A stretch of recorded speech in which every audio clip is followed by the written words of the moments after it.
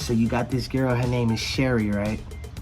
Now, she's in high school, you know, white girl, orange hair, you know, ginger, blue eyes, you know, and she always gets picked on by, you know, people at the school, and, you know, they're always making fun of her, you know, calling her a nerd, and, you know, all type of stuff, and just, you know, when she goes back home, you know, the same thing, you know, she can't escape it, you know, her mom's always putting her down, and at this point, you know, her father had left at a young age, and she doesn't have any siblings, so basically she's getting tormented at school and at home. So, you know, she sometimes, you know, roam around their town, you know, and at this time, you know, this is the 1970s, so, you know, she goes to the, you know, the movie theater, you know, outside with the big screen, and everyone got their cars parked, and, you know, she's, you know, she, you know, has a few friends, you know, not too many, but, you know, they invite her out, and they always go out, you know,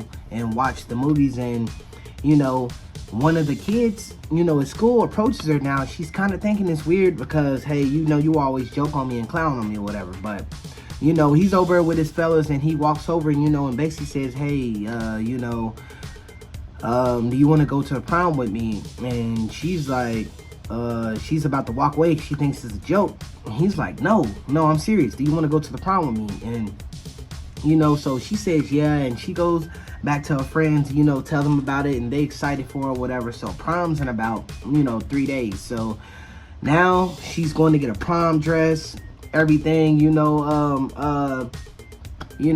they're calling each other, you know, so far the guy, you know, who's joking on her for some reason, I guess he finds interest in her, so she thinks. So night of the prom is here, and, you know, she gets dropped off, you know, by her friends, and, you know, they all go in, actually. So everything's going good, and she, you know, is coming up with the valedictorian. It's coming up, you know, to see who won for the year. And, you know, the guy comes in, and oddly enough, you know, he leaves his homeboys over there. He got on the glitter tux, and he goes over there and talks to her. And, you know, they're dancing together, and, you know, people is laughing around, but she's not paying no attention to it because, you know, he's actually, you know, going through with it. So time comes up, and she actually ends up winning the valedictorian. So now she's on stage, you know, she's got her flowers, and everyone's clapping and cheering for her, and for the first time she feels like she's won it, you know. And all of a sudden, all of this blood falls on her, and when she looks up, she sees that it's the girls that clown on her at school, and they're laughing. And now, as she looks around, she's humiliated, and she's covered in pig blood, and everyone's laughing at her.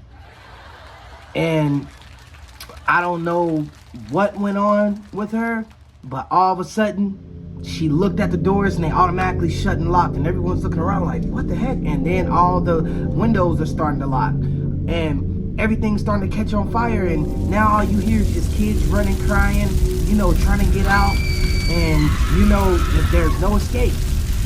So as everyone's dying around her, she's just slowly just walking with her eyes wide, just walking through everybody while everyone's burning. And she ends up leaving the prom.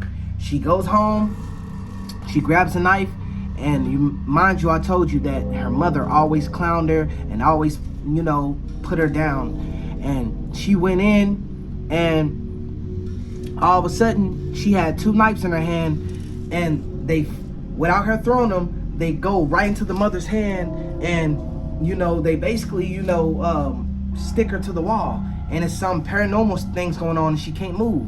And all of a sudden, with one more swing, a knife goes right through her mother's, you know, temple, and she dies. So now she's just stuck to the wall with knives, dead. All of a sudden, she lights the house on fire, and the whole house burns down with her and her mother.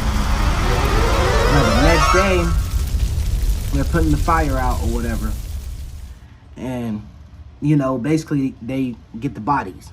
So, 5 years pass, and her friends go to visit her. Well, one of her friends. And as they're walking away, all you see is a hand come out the dirt and grab her friend and pulling her into the ground, and all you hear is this fire, and the friend's getting dragged down. Sherry is dragging her friend down to hell where she is. If y'all like this story, like, comment, subscribe.